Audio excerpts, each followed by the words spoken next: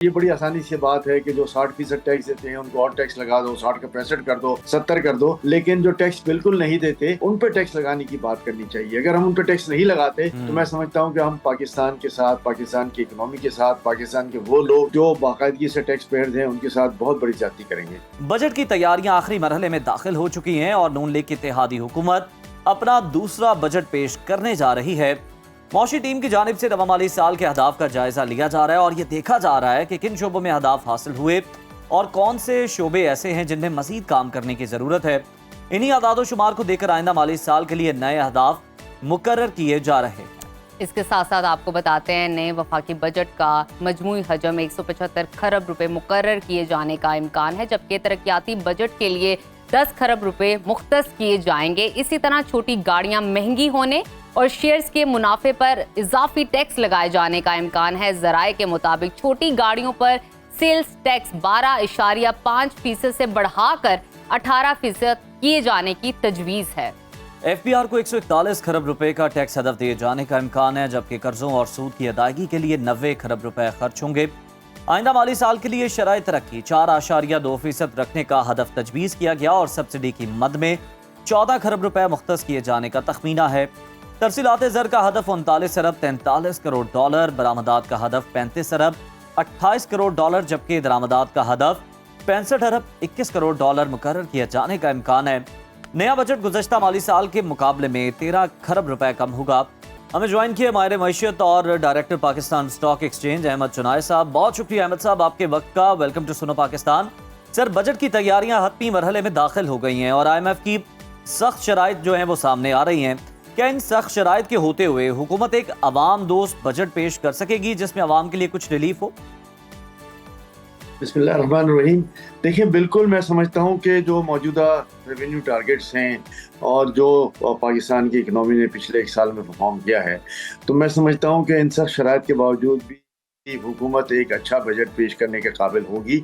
सिर्फ बात एक ही है कि जो नॉन टैक्स रेवेन्यूज़ हैं कि जहाँ से टैक्स रसीद नहीं होती, वहाँ से उन टैक्स रेवेन्यूज़ को उजागर करना, उनको निकालना, ताकि जो एग्जिस्टिंग टैक्स होल्डर्स हैं या टैक्स पेयर्स हैं उनको जो है वो ज़्यादा तकलीफ ना हो, ज़्यादा बोझ बर्दाश्त ना करना पड़े। पाकिस्तान की इकनॉमी ने पिछले 1 साल में बहुत अच्छा परफॉर्म किया है। मैं समझता हूँ कि मौजूदा जो GDP रेट है, जो ग्रोथ की शरह है, वो इत्मीनान बख्श है मेरे हिसाब से। और मैं ज़ाती तौर पे ये समझता हूँ कि जो इकनॉमी की परफॉर्मेंस है वो बेहतर से बेहतर होती जा रही है और आइंदा आगे आने वाले दिनों में भी बेहतर होगी। देखिए, इस पाक भारत जंग के बाद पाकिस्तान के ऊपर एक ट्रस्ट लेवल, कॉन्फिडेंस लेवल आ गया है। स्टॉक मार्केट ने 20,000 से ज़ायद पॉइंट का जो है इजाफा हुआ है जंग के बाद से। और मैं ये समझता हूँ कि ये सारी इंडिकेटर्स इस बात की निशानदेही करते हैं कि पाकिस्तान में फॉरेन सरमायाकारी जो है वो उसकी आमद है। लोग यहाँ पर इंडस्ट्रीज़ भी लगाएंगे, लोग यहाँ पे ट्रेडिंग हब भी बनाएंगे। तो इस सूरत हाल में मैं ये समझता हूँ कि पाकिस्तान की इकनॉमी जो है वो तरक्की करेगी, हमारी GDP की शरह भी बढ़ेगी, हमारी अफरात ज़र भी जो है उसमें कमी आएगी और हमारा जो डॉलर पैरिटी है वो भी कम होगा। क्योंकि ये डॉलर पैरिटी जो है वो 2-3 दिन से बढ़ रहा है, लेकिन मैं समझता हूँ कि ये कुदरती अमर है, हज का सीज़न है और इसके बाद क्लोजिंग है, लोगों को अपना डॉलर अकाउंट बैलेंस भी मेंटेन करना है। तो ये सिर्फ एक वक्ती अमर है। आगे जाके इन द लॉन्गर रन जो है वो डॉलर में भी मेरी ज़ाती राय यह है कि कमी आ सकती है पाक रुपीज़ के मुकाबले में। और इसके बाद जो है वो अफरात ज़र में भी कमी होगी। 16 जून को हमारी मॉनेटरी पॉलिसी भी है। एक्सपेक्टेड ये है कि हम सिंगल डिजिट में उसमें चले जाएंगे और जो इस वक्त हमारी सूरत हाल है अफरात ज़र की, वो भी इत्मीनान बख्श है कि हम तकरीबन नेगेटिव के उसमें आगे हैं और आगे जाकर पाकिस्तान की इकनॉमी जो है वो मजीद रोल आउट भी होगी। बिल्कुल ठीक। अहमद साहब, ये भी बताइएगा, वजीर आजम कहते हैं कि माशी तरक्की के लिए मजीद सख्त और बड़े फैसले करने पड़ेंगे। आपके ख्याल में आइंदा बजट में हुकूमत किन बड़े माशी फैसलों की तरफ इशारा कर रही है? ये कौन से बड़े माशी फैसले हैं, इस पर रोशनी डालिए। देखिए, मैंने पहले भी कहा और अभी मैं इस मौक़िफ़ के पे कायम हूँ कि जो वज़ीर आज़म का कहना है और जो और लोगों के ख़यालात हैं उसमें ये ज़रूर होगा कि जो लोग टैक्स नहीं देते उनके लिए सख्त फैसले होंगे, उनको टैक्स देना पड़ेगा। अच्छा। जो लोग टैक्स दे रहे हैं उनको मैं नहीं समझता कि इस सिलसिले में खुदा न खास्ता कोई मुश्किलात पेश होंगी, क्योंकि ऑलरेडी हम जो है वो एक मैक्सिमम टैक्स स्लैब में हैं। 42% तो आम आदमी टैक्स देता है, सुपर टैक्स और दूसरे एडिशनल टैक्सेस और कॉर्पोरेट इंटर कंपनी टैक्सेस मिला के हम 62-65% तक आ जाते हैं। तो ये एक इतनी बड़ी शरह है कि इसके बाद अगर मजीद टैक्सेस का बोझ आवाम पे डाला गया या जो ऑलरेडी टैक्स दे रहे हैं उन पर डाला गया, तो मैं समझता हूँ कि एक रेजिस्टेंस भी आएगी, एक अच्छा जो है वो साइन भी नज़र नहीं आएगा और इकोनॉमी की ग्रोथ भी जो है वो हैम्पर होगी। लोग उस एवेन्यूज की तरफ जाने की कोशिश करेंगे जहाँ टैक्स नहीं देना पड़ता, में भी सरमायाकारी जो है वो दूसरे मुल्कों में मुंतकल हो जाए। तो आज मैं समझता हूँ कि हुकूमत को जो है वो इस चीज़ को रियलाइज़ करना चाहिए, इस चीज़ को सोचना चाहिए। और ये बड़ी आसानी से बात है कि जो 60% टैक्स देते हैं उनको और टैक्स लगा दो, 60 का 65 कर दो, 70 कर दो, लेकिन जो टैक्स बिल्कुल नहीं देते उन पे टैक्स लगाने की बात करनी चाहिए। अगर हम उन पे टैक्स नहीं लगाते तो मैं समझता हूँ कि हम पाकिस्तान के साथ, पाकिस्तान की इकोनॉमी के साथ, पाकिस्तान के वो लोग जो बाकायदगी से टैक्स पेयर्स हैं उनके साथ बहुत बड़ी ज्यादती करेंगे। बिल्कुल ठीक है। अहमद साहब, आइंदा माली साल में GDP ग्रोथ 4.2% रखने की तजवीज़ दी जा रही है। अगर ज़रूरी आमदन और खदमात पर टैक्स आयद होता है तो क्या ये हदफ हासिल हो पाएगा? देखिए, बिल्कुल हो पाएगा। ज़रिए आमदनी जो है वो पाकिस्तान की पिछले 2-3 साल में बहुत अच्छी रही है, बम्पर क्रॉप्स रहे हैं, माँ सिवा एक आध क्रॉप के वो हमेशा होता है। तो थोड़ा बहुत अगर टैक्स वो दे देंगे, थोड़ा बहुत और महसूलात पर टैक्स लग जाएगा तो उससे कोई ख़ास फ़र्क नहीं पड़ेगा। और पाकिस्तान की जो ज़रिए आमदनी है अब तक नॉन टैक्सेबल है, उसको टैक्सेबल लिमिट में लाने की भी ज़रूरत है। सवाल ये पैदा होता है कि हम ज़राअत में किस लेवल पर टैक्स लगाते हैं। क्या अगर हम हारी के लेवल पर टैक्स लगाएंगे तो मैं समझता हूँ फिर ज्यादती होगी, लेकिन हम जो बड़े काश्तकार हैं, बड़े हार्वेस्टर हैं, बड़े हारी हैं, उन पे अगर टैक्स लगाएं और उनकी आमदनी को, उनकी सेल्स को जो है वो ऑटोमाइज कर दें और उसको जो है वो डायरेक्ट रिपोर्टिंग वाला सिस्टम कर दें, तो फिर कोई वजह नहीं कि वो भी थोड़ा बहुत टैक्स दे देंगे और मुल्क की इकनॉमी में अपना ड्यू रोल अदा करेंगे।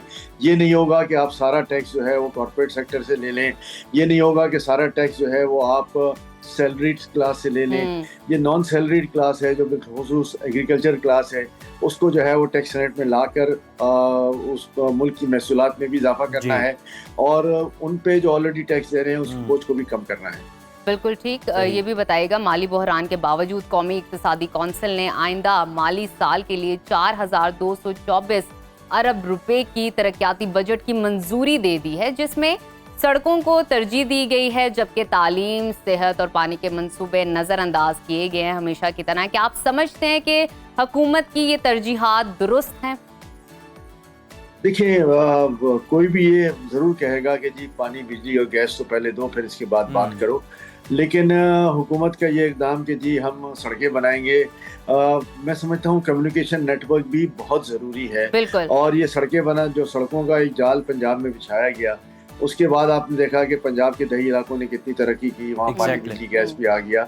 तो मैं ये एग्जैक्टली ये नहीं कह रहा कि जी पहली प्रायोरिटी सड़क बनाना होना चाहिए, पहली प्रायोरिटी तो ज़ाहिर है जिंदा रहने के लिए पानी, बिजली, गैस चाहिए, लेकिन साथ साथ इन सड़कों की तामीर भी बहुत ज़रूरी है।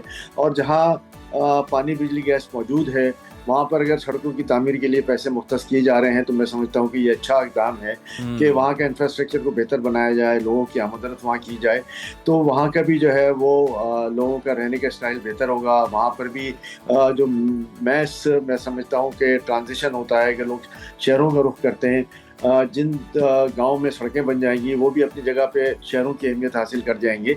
और मैं समझता हूँ कि इंफ्रास्ट्रक्चर बेहतर होने से शहरों पे लोड कम पड़ेगा और वहाँ जो मुसावी आबादी का एक कॉन्सेप्ट होना चाहिए पूरे पाकिस्तान के अंदर, वो भी आना शुरू हो जाएगा। जिस तरह बड़े ममालिक के अंदर होता है, इसी तरह तरजीहात जो हैं उनको दुरुस्त करने की ज़रूरत है हुकूमत को। आप सही कह रहे हैं अहमद साहब। ये इंकशाफ भी सामने आया कि तनख्वाहदार तबके ने सबसे ज़्यादा 4,99 अरब रुपए टैक्स अदा किया है और हुकूमत दावा करी है कि बजट में तनख्वाहदार तबके को इस बार रिलीफ दिया जाएगा। क्या वाकई ऐसा मुमकिन होगा? देखिए, मुमकिन तो है, हम वहाँ रिलीफ दे दें और जो नॉन टैक्स रेवेन्यूज़ हैं उनको जो है टैक्स रेवेन्यूज़ बनाएं, तो मैं समझता हूँ कि जो सैलरीड क्लास है उस पर जो है वो बोझ भी कम पड़ेगा, उनका जो है वो इंसेंटिवाइज भी होगा। पिछले चंद सालों में जो टैक्स का बोझ उन पर पड़ा है वो मैं समझता हूँ कि बहुत ज़्यादा है और उस बोझ को जो है वो कम करने की हर सूरत जी तो तनख्वाहदार तबका जो है वो मजीद पिसता जाएगा और फिर उसके लिए ज़िंदगी गुजारना भी जो है वो मुश्किल हो जाएगा। बिल्कुल ठीक है। अब FBR के हवाले से बात कर लेते हैं। FBR को टैक्स वसूली में, जैसे कि हम जानते हैं, बड़े चैलेंजेस दरपेश हैं और रवा माली साल का हदफ भी हासिल होता नजर नहीं आ रहा। आपके ख्याल में टैक्स नेट बढ़ाना हुकूमत और FBR के लिए कितना मुश्किल क्यों बन गया है और इसे किस तरह बेहतर बनाया जा सकता है? कोई तजवीज़ देना चाहे, कोई रिकमेंडेशंस देना चाहें? देखिए, हम प्राइम मिनिस्टर के पास थे पिछले हफ्ते। हमारा एक डेलीगेशन था तमाम चैम्बर्स एसोसिएशन का, और वहाँ प्राइम मिनिस्टर भी थे, बाकी मिनिस्टर भी थे, फाइनेंस मिनिस्टर भी थे। वहाँ मैंने बिलखुसूस ये तजवीज़ दी कि जी देखें, अब तक जो बजट का आउटले था वो आप मुकम्मल कर चुके होंगे। अब ये मुमकिन नहीं है कि आप इसमें रद्दबदल करें या इसमें मुज़ाकरात की बात करें। लेकिन मैं ये कहता हूँ कि आप ये एक प्रोविजनल बजट दें और इसके बाद जो है वो फौरी तौर पर एक कंसल्टेटिव सेशन बनाएं तमाम ट्रेड बॉडीज़ का, तमाम ताजिर तंजीमों का, और हम बैठ जाएं। 250 के करीब ताजिर तंजीमें हैं और एसोसिएशन और चैम्बर्स हैं। इन सब के जो है वो ख्यालात, इज़ारात जो है वो एक टेबल पे बैठ के ले लें, उसको शॉर्टन डाउन करें उस ग्रुप को, और एक फाइनल वर्किंग ग्रुप बना लें। ये एक 3 महीने का टास्क दें जहाँ ये बात तय हो जाए कि जी कौन कौन सा सेक्टर जो है वो किस तरीके से टैक्स नेट में आएगा और टैक्स देगा। ये हम लोगों को वॉलंटरीली करना पड़ेगा गवर्नमेंट के साथ बैठकर, और गवर्नमेंट को भी इस बात को रियलाइज़ करना चाहिए। और इसके बाद मैं समझता हूँ कि गवर्नमेंट को जो है वो एक चीज़ ज़रूर हम सबको जो है वो ये कमिटमेंट देना होगा कि जब हम ईमानदारी के साथ टैक्स नेट में आने की बात करेंगे, तमाम टैक्सेस को जो है वो गवर्नमेंट के अहदाफ को पूरा करने की बात करेंगे, तो फिर FBR की तरफ से जो मनमानियाँ हैं, FBR की तरफ से जो एक्सटॉर्शन की पॉलिसी है, FBR की तरफ से जो हरासमेंट है, FBR की तरफ से जो डायरेक्ट बैंकों से जो है वो पैसे चुरा लिए जाते हैं, तो मैं समझता हूँ कि उसका खात्मा हो जाना चाहिए। उनके वाइड रेंजिंग पावर्स खत्म हो जाने चाहिए।